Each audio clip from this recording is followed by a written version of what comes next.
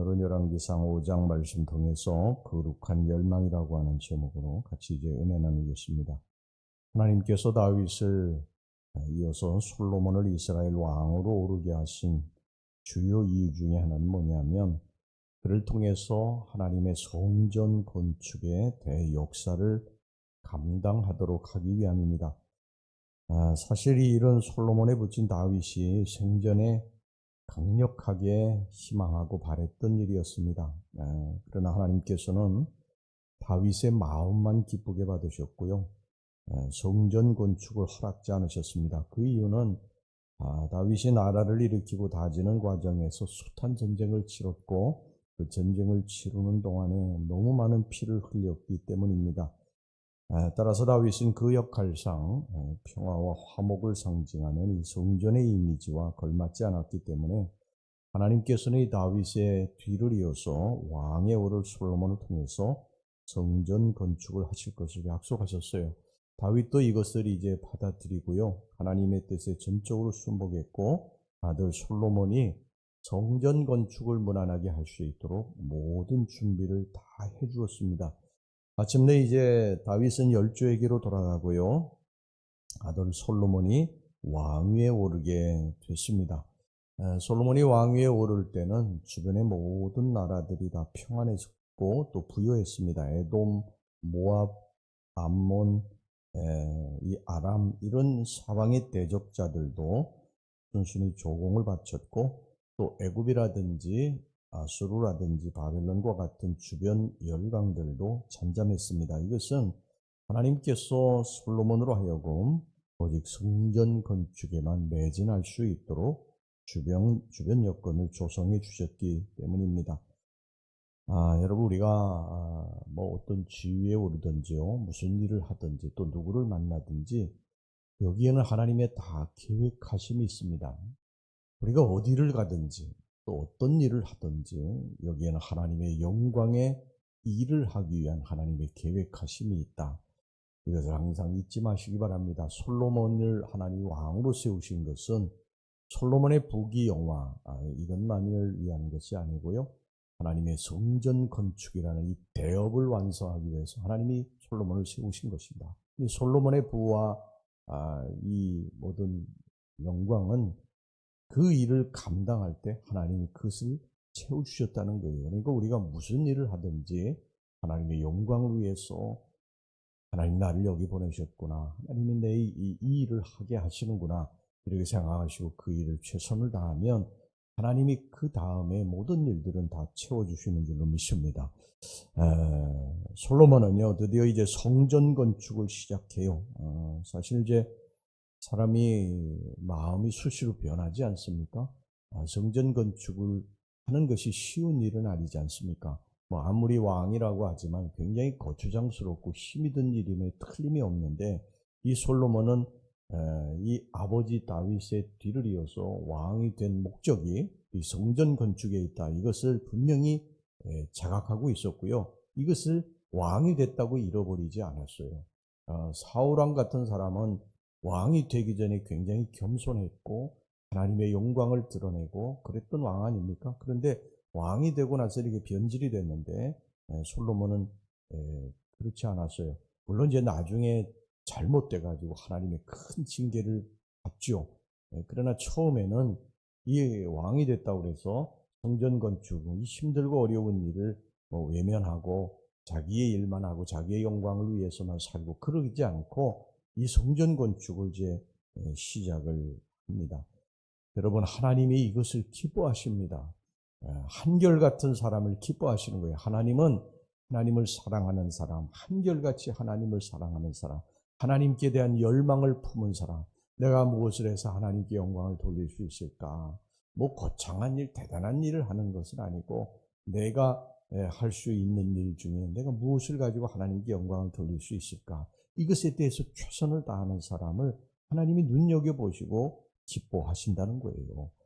우리의 형편과 처지를 하나님 다 아시죠? 하나님 모르십니까? 다 아십니다. 그런데도 불구하고 그 형편과 처지에서 자기의 시간을 내서 물질을 내서 헌신하고 최선을 다하는 사람, 정성을 다하는 사람을 하나님이 기뻐하시고요, 하나님이 이제 그 사람을 도와주세요. 여기 솔로몬을 보세요. 솔로몬이 성전 건축을 하는데 가장 큰 어려움은 뭐였느냐 하면요. 성전 건축에 필요한 이 건축 자재를 구하는 게 대단히 어려웠습니다. 왜냐하면 이스라엘에 여러분들 가보시면 알지만 이 성전 건축에 필요한 나무가 변변하게 없었어요. 유대 나라에는 백향목이라든지 또 뭐 그런 그 필요한 그러한 나무들이 전혀 없었어요. 그러니 이것을 어떻게 해야 됩니까? 그런데 그 성전 건축을 하려고 하는 열망을 품은 이 솔로몬에게 하나님이 사람을 붙여주세요. 여기 보세요. 1절 말씀 보세요. 솔로몬이 기름 부음을 받고 그의 아버지를 이어 왕이 되었다 함을 두로왕 히람이 듣고 그의 신하들을 솔로몬에게 보냈으니 이는 히람이 평생에 다윗을 사랑하였습니다. 여기 히람이라고 하는 사람을 이제 보냅니다. 이 히람은 두로왕이에요. 두로왕은 지금 이제 레바논입니다. 레바논. 두로와 시돈이 있는 그 레바논의 왕인데, 사실 이제 농경과 목축 생활에 전념했던 이스라엘 유대에서는 이런 나무들을 구할 수가 없고요. 뭐 그 나무를 구할 수 없으니까 나무를 사용하려고 하는 그런 벌목꾼들, 나무를 베야 되는 벌목꾼들, 또 나무를 다듬어서 무엇을 해야 되는 그러한 그 일꾼들, 이런 사람들이 전혀 없었던 거예요. 그런데 하나님이 이 두로왕 시돈을 이제 보내셔가지고 성전을 이제 건축할 수 있도록 해주십니다. 그러니까 이 레바논에는요 백향목, 그 레바논의 지금 국기에도 백향목이 이렇게 그려져 있어요. 거기는 이 지중해를 끼고 백향목 또 잣나무 이런 것들이 굉장히 많이 났거든요.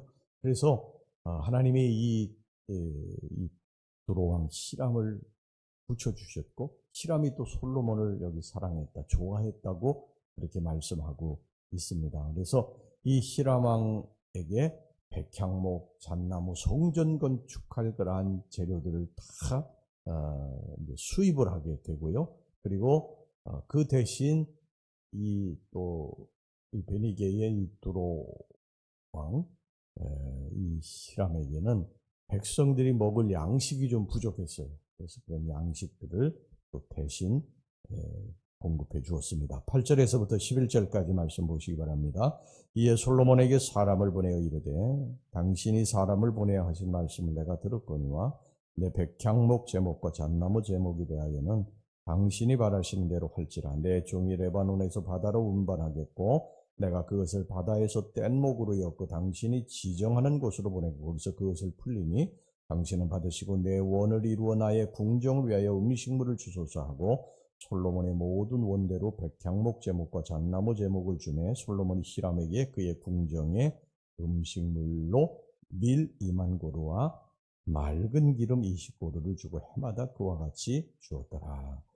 여러분, 바로 이것입니다. 우리가 부족하고 내가 무엇인가 할 수 있는 그러한 경험도 부족하고 또 뭐 능력도 뭐 자질도 준비한 것도 다 부족해도요.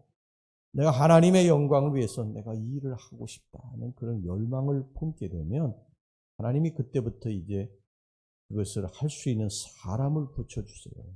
여러분, 내가 사업을 하는데 내가 내 사업에 나의 영광을 위해서 무엇인가 하려는 것이 아니라 이 사업을 하면서 많은 사람들을 만나고 또 하나님의 영광을 위해서 내가 일해야 되겠다, 이런 열망을 품게 되면, 예를 들어 사업에 그런 열망을 품게 되면 하나님이 사람도 붙여주시고 그리고 필요한 돈도 붙여주시고 경험 있는 사람들을 보내셔서 일을 하게 하신다는 거예요. 하나님은 무슨 일이든지 하나님에 대한 그런 열망을 품으면, 내가 하나님의 영광을 위해서 내가 이 일을 해야 되겠다고 생각하면 하나님이 그 형편에 맞게 그 일을 감당할 수 있도록 모든 것들을 다 준비해 주신다는 것입니다. 뜻이 있는 곳에 길이 있다고 하는 그런 말이 있지 않습니까? 신앙 세계에도 그대로 통하는 거예요. 우리가 하나님을 위해서 무엇인가를 하려고 하는 그러한 뜻을 품게 되면 반드시 길이 열려지게 된다. 그 소원을 이룰 수 있도록 하나님께서 길을 열어주신다. 이것을 믿으시기를 바랍니다. 비록 우리가 솔로몬의 성전 건축처럼 위대하고 화려한 일은 아니라고 하더라도요, 참으로 하나님께서 원하시고 바라시는 소중한 일이 다 있는 것입니다.